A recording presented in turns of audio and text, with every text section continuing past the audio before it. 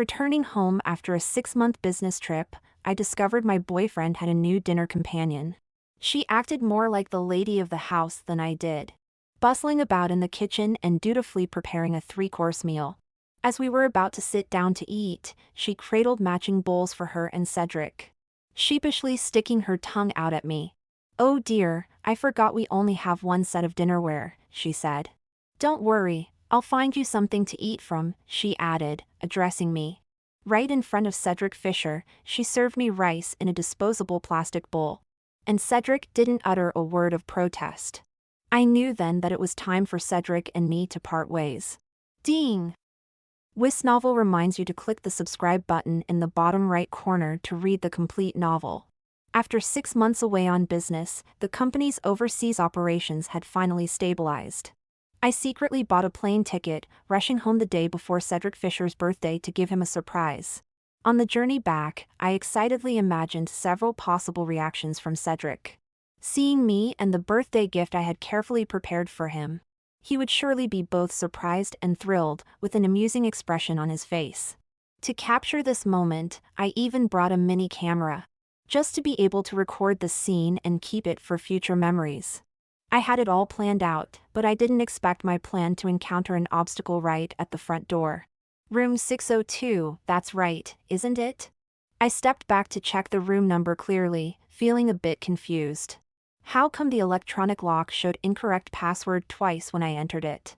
I clearly remembered that the password for the electronic lock was my birthday. This couldn't possibly be wrong. Stubbornly, I entered my birthday again. This time, I focused intently, pressing each number slowly and deliberately. After entering the last digit, the electronic lock clicked and displayed locked, unable to unlock. If the password was incorrect, then Cedric must have changed the electronic lock's password. I sighed, resigned to pressing the doorbell. After the second ring, a coquettish female voice came from inside. "Just leave the parcel at the door." I was stunned for a moment, stepping back again to double-check the door number of my flat. It was indeed Building B, 602, no mistake. I hadn't gone to the wrong place. This shoe rack was the one I bought, and on the top shelf were still the shoes I had bought for Cedric. But why was there a girl's voice inside the flat? A bad feeling suddenly welled up inside me, and I pressed the doorbell again. I said, "Leave the parcel at the door." "Can't you understand English?" The door swung open abruptly, and a petite girl with a side-low ponytail appeared before me. Rebecca Eaton, wearing a Minnie Mouse apron and holding a spatula, glared at me with obvious irritation. However, the moment Rebecca saw me clearly, her expression changed subtly, though her tone remained unfriendly. "Who are you looking for?" Without answering, I pushed past her into the flat with my suitcase. "What are you doing?" "I can call the police for trespassing." Rebecca angrily tried to pull me back. I surveyed the surroundings, then slowly turned my gaze to Rebecca, frowning as I asked. "That's what I should be asking you, isn't it? Who are you? Why are you in my home? Where's Cedric Fisher?" Just as Rebecca Eaton and I were at an impasse, Cedric Fisher's voice came from the doorway. "Picky eater, I've bought the coconut water brand you wanted." Cedric was changing his shoes at the entrance. I had to go to several supermarkets to find this brand. "You'll have to thank me properly later. Give my legs a good massage, all right?" Cedric called out twice, and noticing Rebecca hadn't replied, he instinctively looked up, only to meet my gaze. In that instant, the expression on Cedric's face visibly paled several shades.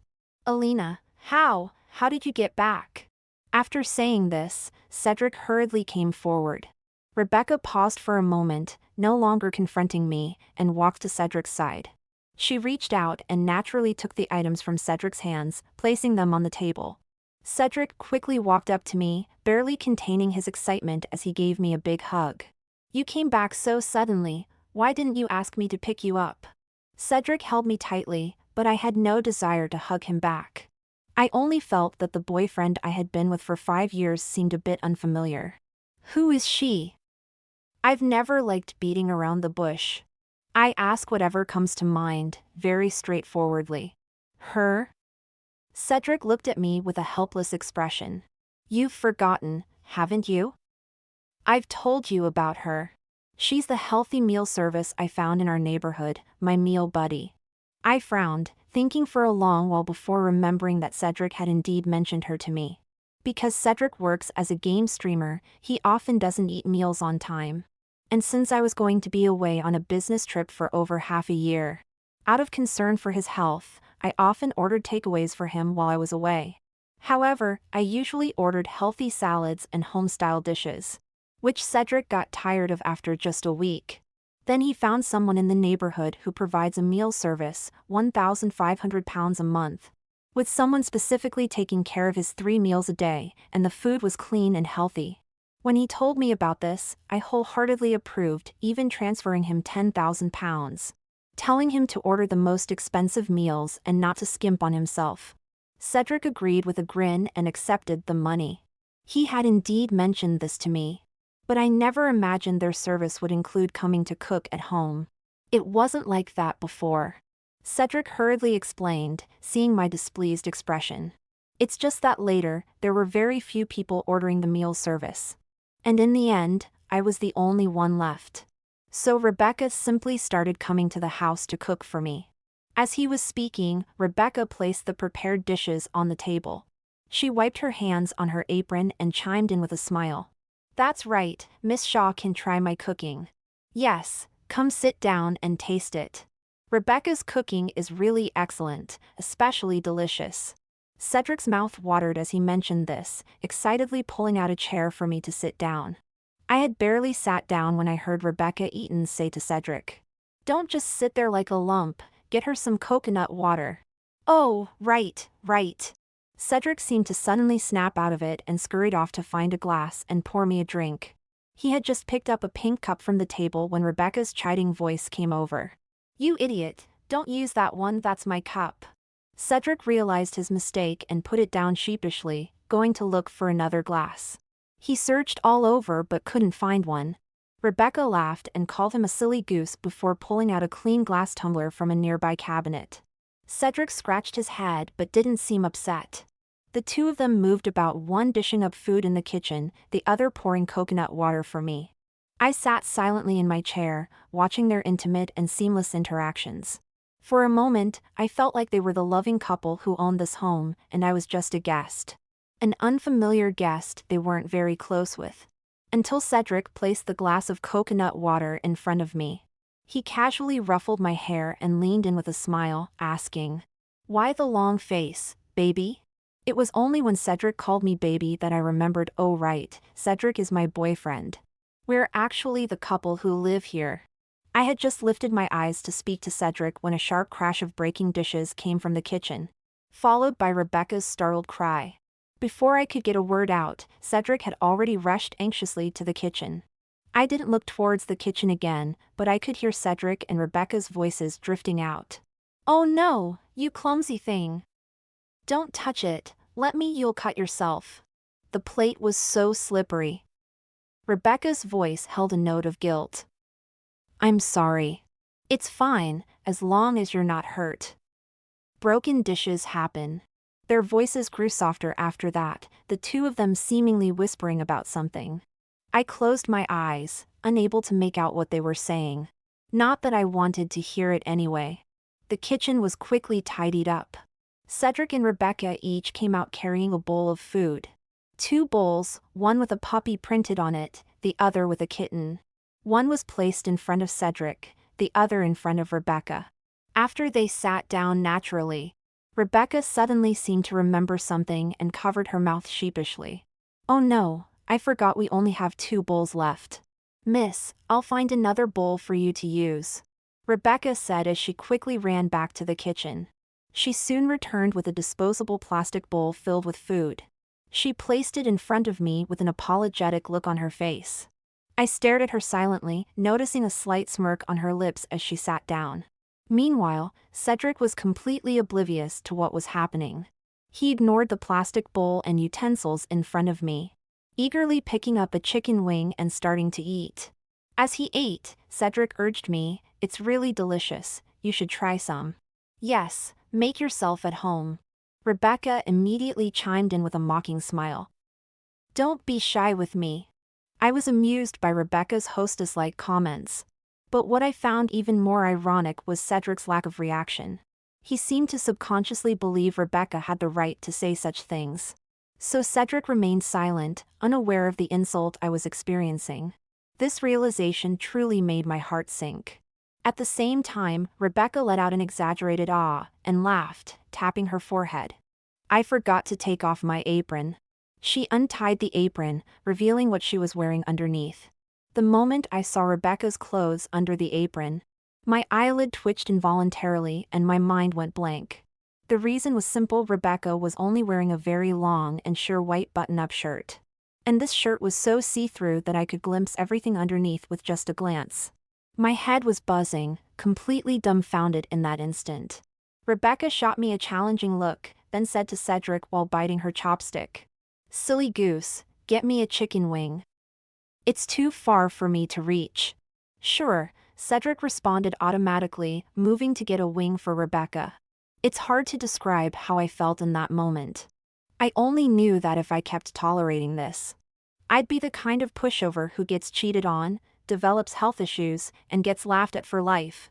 So just as Cedric was about to hand Rebecca the chicken wing, I suddenly stood up and forcefully swept all the dishes off the table. In an instant, all the food crashed to the floor. The hot soup and dishes splashed everywhere, much of it landing on Rebecca.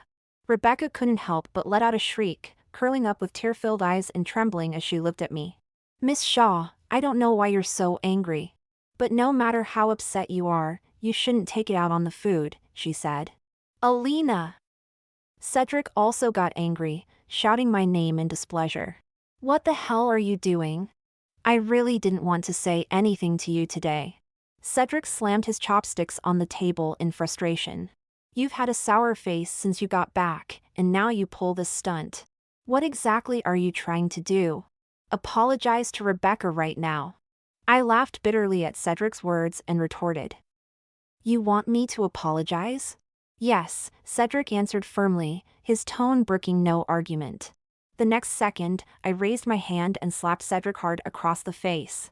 As Rebecca shrieked again, I grabbed Cedric's ear roughly and shoved him towards Rebecca.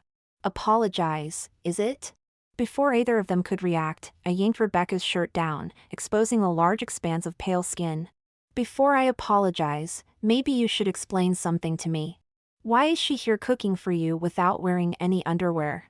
Cedric's face went white as he took in the scene before him. "She's not wearing any? That can't be possible," he said in disbelief, glancing once more at Rebecca Eaton's body. After seeing the view beneath her, he even unconsciously gulped. When Cedric Fisher realized what he had done, he immediately looked up at me. Upon seeing my enigmatic expression, he panicked and began to stammer an explanation. "It's not what you think, darling. Let me explain. I had no idea why she wasn't wearing underwear. She's just the cook, and I'm just here to eat." Rebecca, who was initially flustered and about to cover her chest, oddly stopped her movements after hearing Cedric's quick words, distancing himself from her. She looked at Cedric with tear-filled eyes, full of hurt.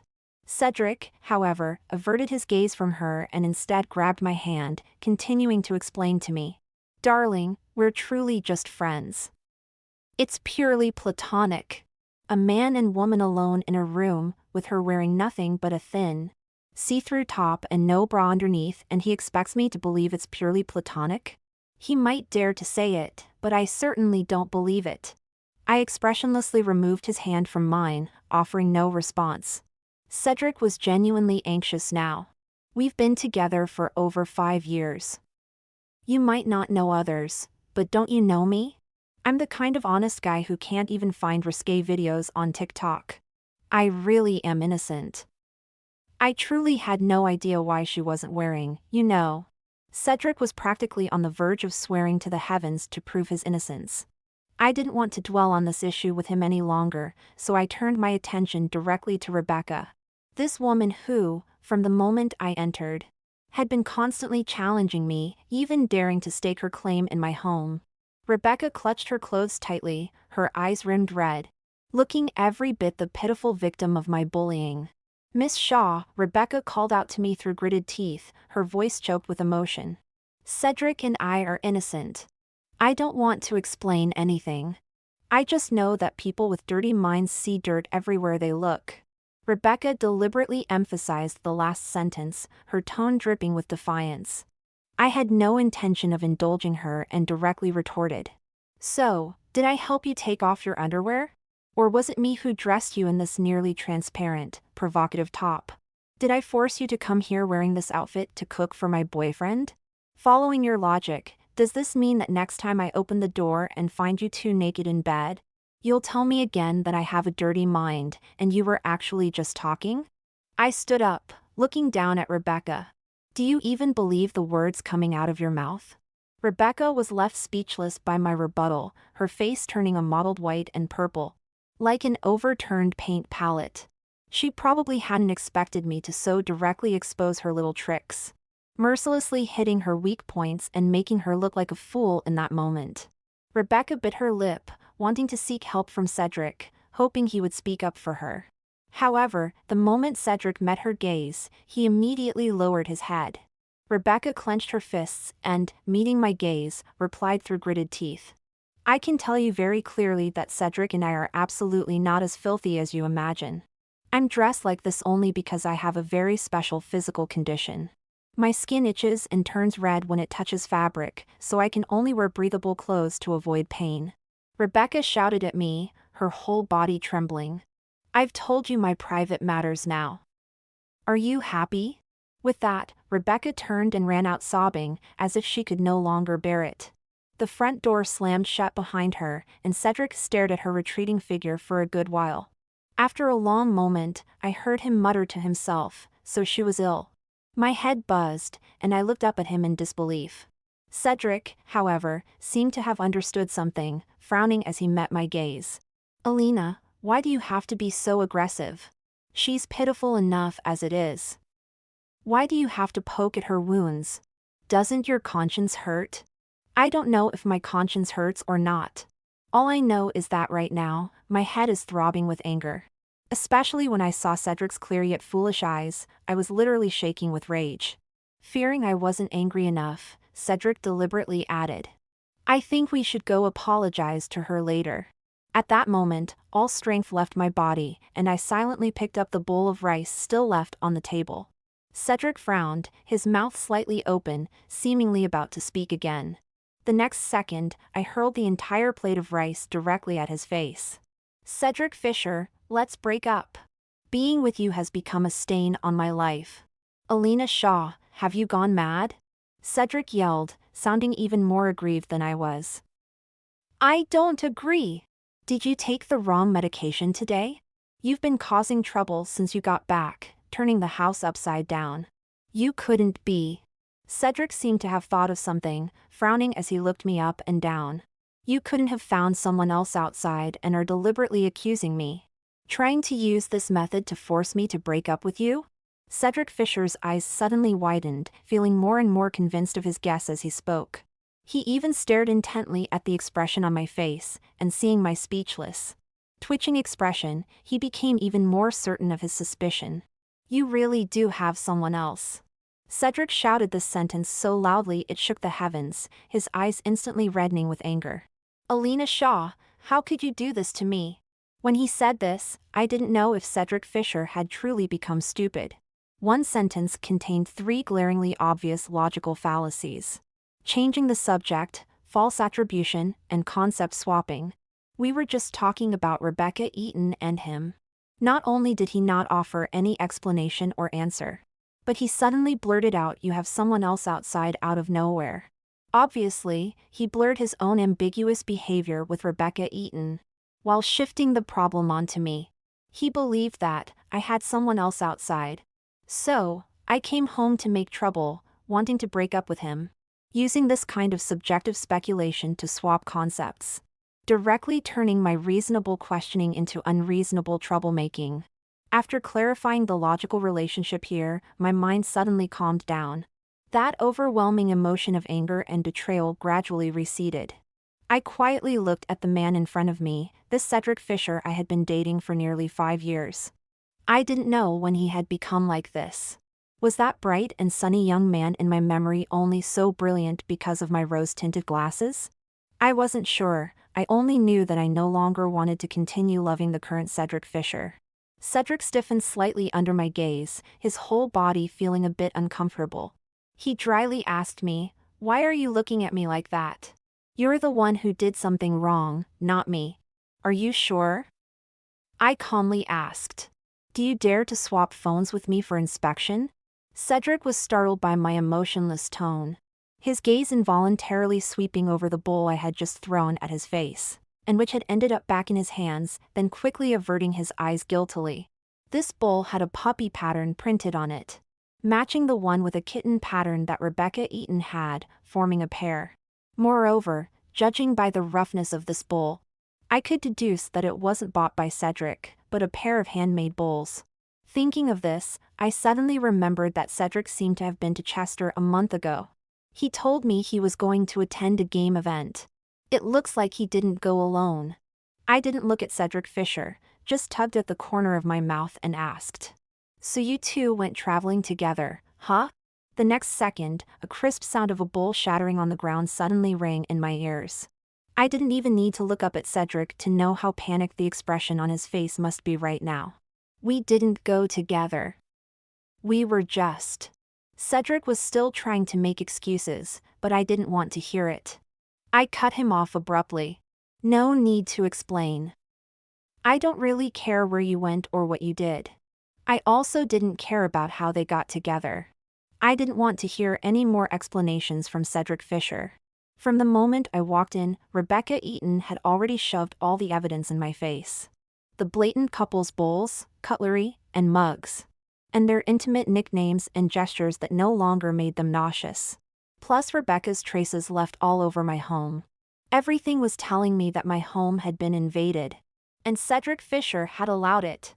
Whether he cheated or not, there was only one crystal clear thought in my mind now: break up. Immediately. I had rehearsed what to say in my mind, and asked straightforwardly. "The door lock password has been changed, right?" Cedric was stunned for a moment, not expecting me to change the subject so quickly. He frowned, taking a while to recall. "I think so. Rebecca often forgot the password when she came to cook. I couldn't hear her when I was live streaming in the gaming room with my headphones on, so she'd often wait outside for an hour or two. We just changed it to a password she could remember. The current password is 990817. I listened quietly to Cedric's words. I turned the numbers 990,817 over in my mouth a couple times. I didn't even need to use my brain, just my toes, to guess that this string of numbers was Rebecca Eaton's birthday. I had thought I could maintain a calm attitude and not get angry over this mess anymore. But when Cedric said those words, a surge of anger still flared up in my heart. Furious, I swung my arm back, about to slap Cedric Fisher across the face. He was frightened by me, his whole body stiffening. He didn't dare move and just closed his eyes. But the stinging pain he expected didn't come. Cedric couldn't help but secretly open one eye to peek at me, only to see my hand slowly lowering in front of his cheek. He immediately relaxed, a smile instantly appearing on his face. He hadn't even finished saying "I knew you wouldn't" hit me with a chuckle. The next moment, my newly prepared slap violently struck him, making him stagger.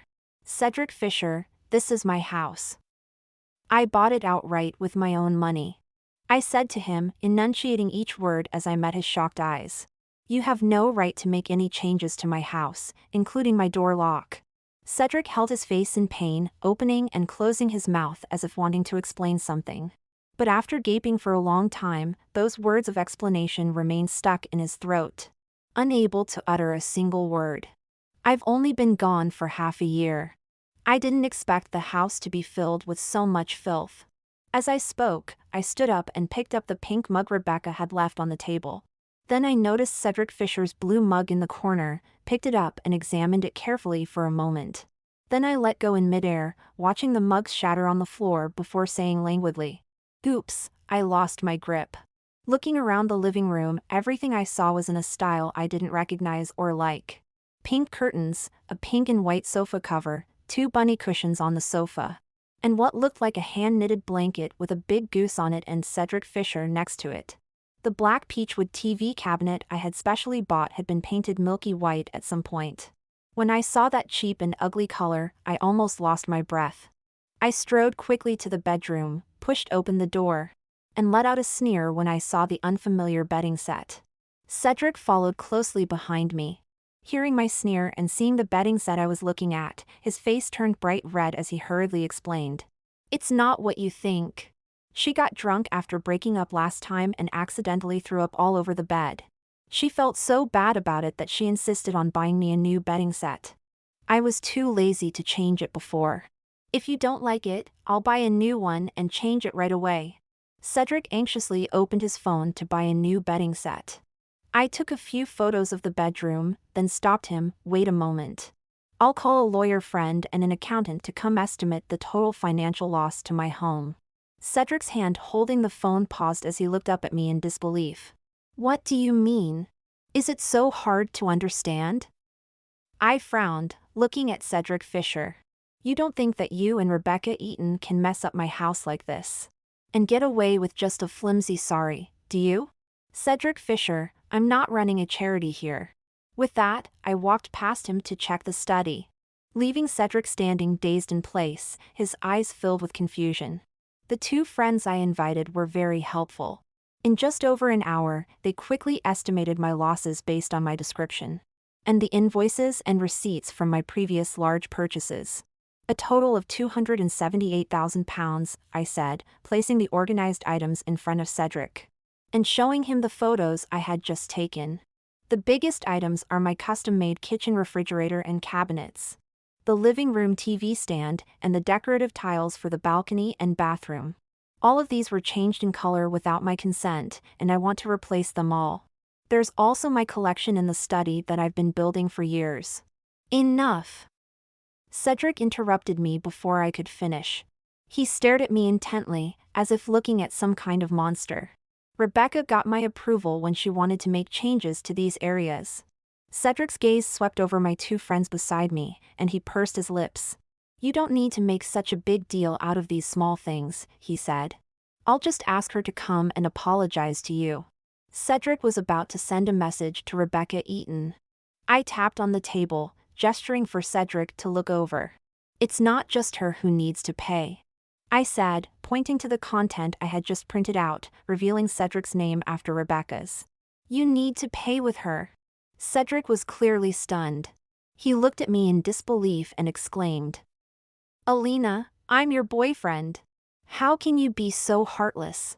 Is this how you treat me just because I got a little closer to another girl?" I directly threw the extra glass of cold water I had prepared on the table into Cedric's face. "If you can't understand human language, go to the hospital." I raised my voice. "We've already broken up.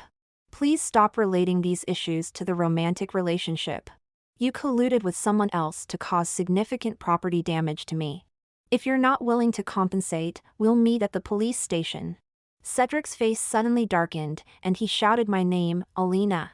If it were before, seeing him angry like this, I would have tried everything to comfort him. But now, I couldn't even spare him a glance. I didn't waste any more words with him and directly opened my phone to dial the police. The next second after the call connected, Cedric lunged forward and hung up my phone. "Fine, fine, fine." Cedric trembled with anger. "Is this really how you want it to be? All right, if you want to break up, we'll break up. Don't regret it." I let out a deep sigh, feeling a headache coming on. When would he finally get past those ridiculous emotional issues of breaking up and cheating?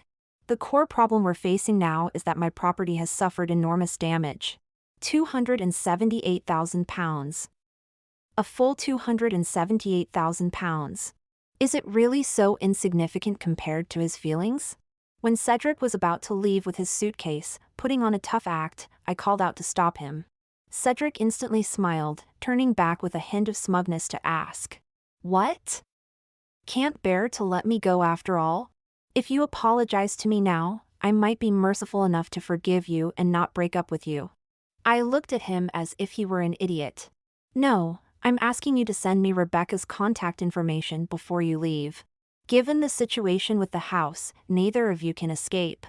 I need to send her this list of damaged items. Cedric's face immediately fell. After sending me Rebecca's contact information, he left without looking back. Just before I closed the door, I suddenly heard a bitter cry from outside. But that had nothing to do with me anymore. All I want now is compensation. I want to restore my house to its original state. I created a group chat with Cedric Fisher and Rebecca Eaton. The group name was simply Compensation Family. Cedric was the first to pop up with a question, "Love family?" I glanced at it, not even bothering to reply. How tacky! Thankfully, Cedric quickly deleted that message a second later. I tagged both Cedric and Rebecca, then posted the compensation list in the group. I left a message saying, "Please transfer the compensation amount to me within 10 days. Then I muted the group. How much each of them would pay and how they would split it was no longer my concern. I spent an entire day cleaning up all the extra rubbish in my house and throwing it all in the bin. Without all those gaudy and pastel things, my house finally started to look a bit like it used to. The next day, I changed the locks and installed security cameras at the front door and inside the rooms. On the third day, I hired a cleaning team to do a thorough deep clean of my house. While cleaning the bedroom, they found a pink lace knicker under the bed and asked if I wanted to keep it. I was so disgusted I almost told them to throw it away. But after a moment's thought, I said, "Hold on to it for now." I took a photo of the knickers and posted it in the compensation group, tagging Rebecca. "Hello, are these your knickers?" Rebecca couldn't help but respond, sending a voice message. "Yes, they're mine." "What about it?" "Cedric bought me these lace knickers." "Jealous, you old woman?" I raised an eyebrow, calmly replying, "That's nice. I found them under the bed. Since you two slept in my bed, I don't want it anymore. I'll be adding the cost of the mattress and the solid wood bed frame to the compensation list, totaling £46,000. The group went quiet for a minute. Then Rebecca suddenly sent over a dozen 60-second voice messages. I smirked, not bothering to listen to them. Instead, I posted the legal clauses my lawyer friend had prepared for me. Rebecca, who had been full of fighting spirit just moments ago, suddenly went quiet. After a long while, I saw Cedric post a message. "Alina, do you really have to take it this far?" I posted in the group that the crime of intentional damage to property is punishable by 3 to 7 years in prison. Cedric immediately fell silent as well. The group became remarkably quiet, with no one saying anything more. Until the 8th day, when a scruffy-looking Cedric brought Rebecca to my doorstep. Cedric, out of habit, tried to enter the passcode to come in directly. But after 3 attempts, each time the passcode was wrong. It was only then that he realized and called me. The first thing he said to me was, "You changed the lock? And the passcode too?" "I tried your birthday, it didn't work." "I tried my birthday, it didn't work." "I even tried our anniversary date, and that didn't work either." Cedric's voice trembled, as if he might faint at any moment. "Alina, do you really not love me anymore? We've known each other for almost 10 years, and we've been together for 5. Puzzled, I asked from the other end of the phone. "Are you suggesting I should ask for emotional damages as well?" The next second, Cedric hung up the phone. I opened the security camera feed at my front door and saw Cedric staring at my door with a shattered expression. Rebecca hugged him sympathetically, burying his face in her chest. Well, at least she was wearing a bra this time. The two of them were locked in a tight embrace right outside my front door. After their eyes met, they couldn't help but start kissing passionately. As I watched their hands begin to wander beneath each other's clothes, it seemed they were about to do something rather indecent right there on my doorstep. I cleared my throat to prepare myself, then activated the intercom feature on my security camera and called out to them. "Shall I bring out a bed for you too?" Startled by my voice, they jumped apart. Cedric Fisher panicked and shoved Rebecca Eaton away forcefully, causing her to stumble backwards several steps before landing hard on her bottom. Cedric glanced up quickly at the camera, then ran off without looking back. Rebecca was left alone, rubbing her sore backside as she sat on the ground. Crying, she got up and chased after him. "What a spectacle!" I uploaded the recorded video to our group chat with a message. If you're going to love deeply, please do it somewhere other than my front door unless you want me to call the police. You wouldn't want me to add a new door to the list of damages you owe me, would you? Cedric and Rebecca didn't respond at all. But I knew they had both seen it. They were probably watching that video clip over and over again. I didn't care what they were thinking, though. My 10-day deadline was almost up. All I cared about was getting my money. Cedric Fisher was broke. He claimed to be a gaming streamer, but in reality, it was just a fancy way of saying he stayed at home playing video games all day. He never took streaming seriously, didn't even have the basic equipment for it, let alone think about how to make money from it. For all the years we were together, I willingly supported him financially. He used my secondary card for shopping or topping up his game accounts. After we broke up, I immediately cut off his access to my card. I'm certain he doesn't have more than £5,000 in his bank account. As for Rebecca Eaton, with her cheap taste and lack of discernment, I guess she doesn't have much money either. So I was quite curious to know how these two would manage to scrape together over £300,000 for me. To my surprise, not only did they gather the money, but they also deliberately withdrew it all, carrying it in a briefcase, marching triumphantly to meet me. When we met, Cedric immediately pulled out the money, intending to throw it in my face. "Alina Shaw, isn't this what you want? Here, take it," he shouted. I caught the money Cedric threw at me, and after confirming it was real, I raised an eyebrow in surprise. Cedric reached for another stack, ready to throw it at me to vent his anger. But before he could, I snatched the briefcase away. "All right, enough with the dramatics. Let's go to the bank and verify the money," I said, denying Cedric the chance to throw more cash at me, which nearly made him choke with frustration. On the way to the bank, Cedric and Rebecca were holding hands the entire time. The two were all lovey-dovey, occasionally hugging and kissing. Cedric kept sneaking glances at my face, hoping to see some jealousy or discomfort. But my eyes were only on the money. I didn't have time to spare them a single look. After confirming the amount was correct and depositing it, I finally let out a long sigh of relief. This troublesome matter was finally resolved. As I turned to leave, Cedric suddenly reached out and grabbed my arm. I frowned and looked back at him. Cedric's lips quivered, but he couldn't utter a word for a while.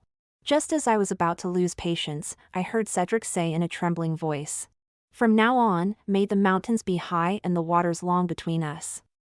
Take care of yourself. You know, you'll never find a man as good as me again," he added. Even at this point, he was still pretending to be sentimental. I wonder who he thought he was fooling. I slowly pried his fingers off my arm and smiled at Cedric and Rebecca, saying, "Well then, I wish you a harmonious marriage and an early birth of your first child." With that, I shook them off, immediately blocked and deleted them from my contacts. Went home to pack my things, put the house up for sale, and once again boarded a plane to leave the country. The second month after the house was sold, Cedric went there late one night and somehow got into a fight with the new owner. The two ended up at the police station, with Cedric threatening self-harm and making a fuss about seeing me. The current homeowner contacted me through the estate agent. And that's when I learned that the money Cedric gave me was borrowed from various sources. And he didn't just borrow £320,000 to repay me.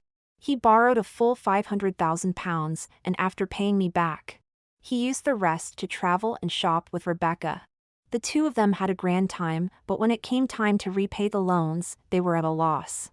Cedric had no money and wanted Rebecca to help pay back a bit. Rebecca readily agreed. But the next morning, Cedric woke up to find Rebecca gone. Along with her disappeared Cedric's phone, computer, and his remaining few £100s. With nowhere else to turn, Cedric thought of me again. He wanted to come and ask for my forgiveness, but when he saw a man in my house, he lost his temper and got into a fight, which is how they ended up at the police station. Cedric insisted he was my fiancé and made a scene at the police station, demanding to see me. Now the estate agent was cautiously asking me, "Miss, he insists on talking to you. What should we do about this?" While dealing with work emails, I answered without hesitation, "Don't bother. I don't know him. Let him face whatever judgment or punishment he deserves. This is all his own doing. After I hung up, the estate agent sent me a video clip of Cedric lying on the ground, crying loudly. I didn't click to watch it, nor did I reply. All of this was his choice. He has no one to blame but himself.